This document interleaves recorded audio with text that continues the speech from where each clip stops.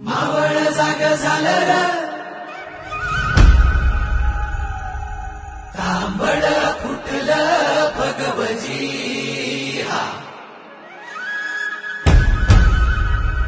मावळ जाग झालं र तांबड फुटलं भगवजी हा गुलामी अंधार फिट सूर्य सिंबा उगवली